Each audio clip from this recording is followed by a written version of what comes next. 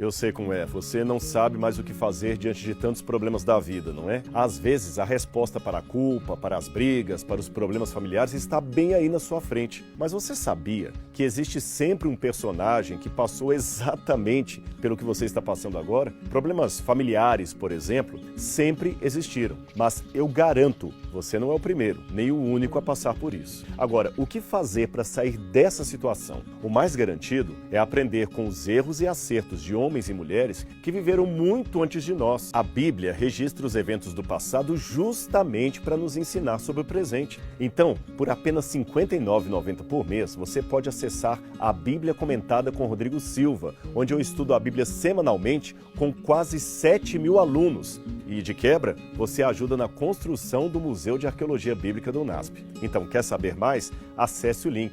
Eu aguardo você.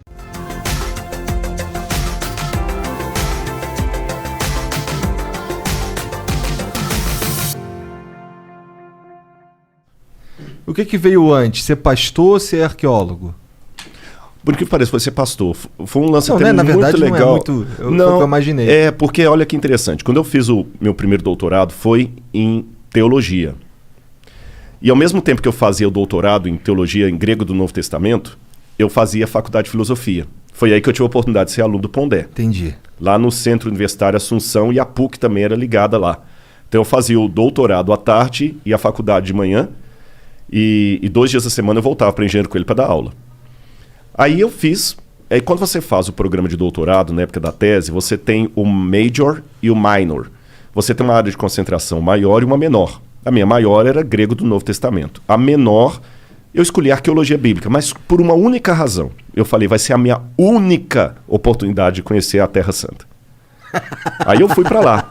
Cara, quando eu cheguei lá, que eu vi a arqueologia, eu me apaixonei tanto pelo negócio. Aí escavei em Shahar Golan e fiquei muito empolgado com a coisa. Aí comecei a fazer outras escavações, fui escavando, aí fiz um curso pela Universidade Hebraica. Depois eu fiz um pós-doc em arqueologia pela Andrews University, lá dos Estados Unidos. Depois eu fiz o outro doutorado em arqueologia na USP. E foi muito bacana. A primeira vez que eu fui para Jerusalém, quando eu estava voltando, eu lembro que tem uma frase que os judeus falam muito, que vem desde a época do cativeiro babilônico, Lashana Rabaa ve Yerushalayim, ano que vem Jerusalém. O cara falou, você vai voltar aqui? Eu falei, nunca. Porque voltar lá... Então eu falei, 1998. Ano que vem Jerusalém, é aquilo tudo? Lashana, ano, né? Lashana Rabaa, ano que vem, Yerushalayim, Jerusalém. Né? Estaremos em Jerusalém. Porque os judeus, quando estavam presos no cativeiro, e Jerusalém destruída, a esperança deles é que no próximo ano a Páscoa fosse celebrada em Jerusalém. Entendi. Então criou-se um lema. Eu falei, nunca. Voltar a Jerusalém é como se Armstrong falar que ia voltar à Lua. Não, é uma vez só. Mas olha, Deus me abençoou tanto que nesse lance de ir para escavar e ser guia, eu consigo ir, porque embora eu não receba salário por isso, eu tenho a minha passagem da minha esposa garantida. Sim, você pode ir lá aproveitar as Você está entendendo? Exatamente, eu vou para trabalhar. Porque o dia inteiro mostrando sítios arqueológicos e tudo, quando vai para escavar também, a universidade também ajuda nesse sentido e tal. Cara, eu já fui mais de 30 vezes. Da hora. Como que é uma escavação lá?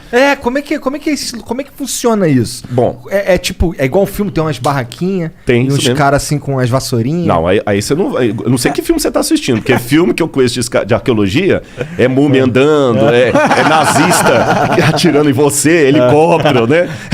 Então é assim. É assim, caralho? Cara, bem mais legal, bem né? mais, ou não, né? Corre o risco de literalmente, a arqueologia é uma vida em ruínas. É o seguinte, você primeiro, você tem o sítio arqueológico, depende da grana também, porque Israel tem mais de 30 mil sítios arqueológicos mapeados. Caralho! Mas nem 10% está escavado, porque Israel é um país persona non grata onde ele está ali. Todo mundo é inimigo de Israel, com exceção da Jordânia e do Egito. Agora também tem relações diplomáticas com Bahrein, Arábia Saudita, alguma coisa assim tudo. Mas Israel ali sofre muito, então ele tem que gastar muito dinheiro para a segurança nacional do país.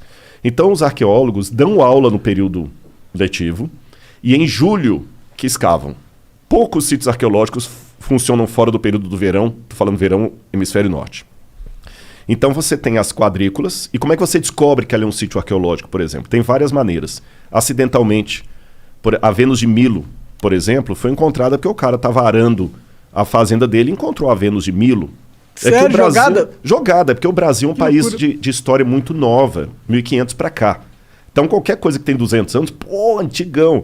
Israel, Jerusalém foi construída e reconstruída, passou pelos cruzados, pelos mamelucos, pelos persas. Cidade que tem 2.000 anos, 3.000 e tantos anos. Cara, que loucura que a Vênus de Milo tava assim jogada. Era uma floresta, assim? Não, não era floresta, era uma fazenda mesmo. Isso não é anormal. Mas ela tava só parada no meio da fazenda? Não. Tava no chão. O cara foi fazer um buraco ali, soterrado, ele achou. Muitas. Mas quantos anos ela ficou soterrada lá? Isso é muito loucura, Mas fica, né, mano? isso é normal lá. Se você for, eu não sei se você já foi uma vez à Itália, lá no Vaticano. Nunca fui. Não. Tem o Museu do Vaticano. E tem um museu ali cheio de estátuas. Tem a estátua do Laocoonte. Foi encontrada também numa fazenda, assim. Então o pessoal encontra. Às vezes um arquiteto, um engenheiro, está fazendo uma obra, encontrou alguma coisa. No Que Brasil viagem. acontece isso em menor escala. De vez em quando acontece. No Rio de Janeiro, os caras estão fazendo, encontraram uma coisa lá antiga. Então vem a gente aqui no Brasil chama IPEM, que é o Instituto de História daqui do Brasil. Lá é o IAA, Israel Antiquities Authority. Eles vão, então, mapeiam.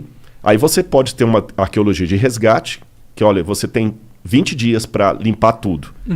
Ou você pode entrar com uma ação com o governo, pedir para mudar aquela plana, uma rodovia, por exemplo, que é muito importante que encontrou ali.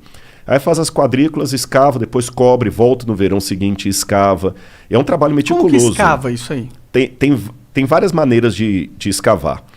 Mas geralmente você faz as quadrículas, então imagina como se fosse um grande tabuleiro de dama. Cada um fica dentro da sua quadrícula e vai escavando, não é fazendo buraco não, você vai ter que descer no nível por igual. E vai percebendo a estratigrafia. Porque o que acontece? Vamos supor que aqui, eu vou bagunçar um pouquinho o seu negócio aqui. Fica à vontade. Vamos supor que onde está o livro aqui fosse uma cidade. Tá. Dessa cidade bonitinha, construída, veio a ação do tempo, terremoto, guerra, destruição, abandono, o pessoal abandonou.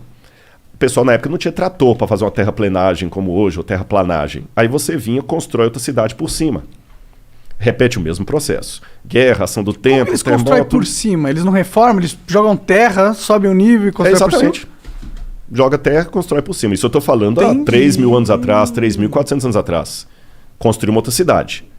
Aconteceu a mesma coisa. Veio ataque, guerra, abandono, botaram fogo e tudo. Veio um outro pessoal, construiu outra cidade. Depois eu arrumo de novo os escudinhos. Não, aqui. fica à vontade. O que acontece com o passar do tempo? Você vai formando uma colina de camadas arqueológicas. O que está mais embaixo é mais antigo, o que está em cima é mais novo. Aí que vem um lance que pouca gente sabe. O grande dilema do arqueólogo é que para descobrir o passado eu tenho que destruir o passado. Vamos supor que essa segunda camada Faz aqui sentido. seja do período grego. E aqui em cima eu tenho do período romano. Para eu escavar o grego aqui eu tenho que destruir o romano. Então por isso que você nunca escava tudo. Você deixa uma parte sem escavar.